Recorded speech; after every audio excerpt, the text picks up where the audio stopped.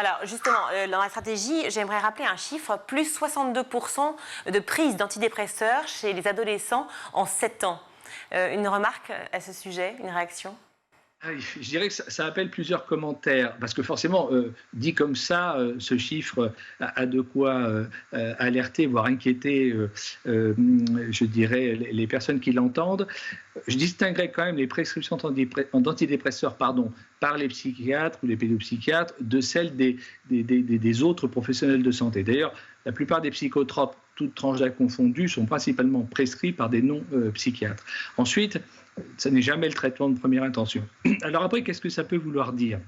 Ça peut vouloir dire d'abord que, eh bien oui, comme vous l'évoquiez tout à l'heure, l'augmentation du nombre d'épisodes dépressifs implique, comment dirais-je, une augmentation en parallèle des prescriptions d'antidépresseurs.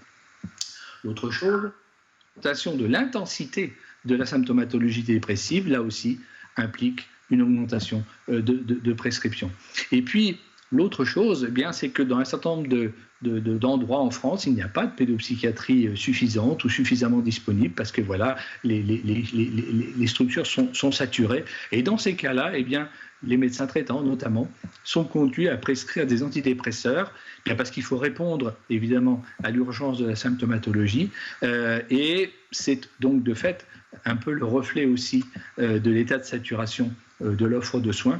Donc tout ça mis bout à bout, effectivement, explique le recours à ces traitements pour, encore une fois, justement, faire face à des symptomatologies eh bien, souvent aiguës.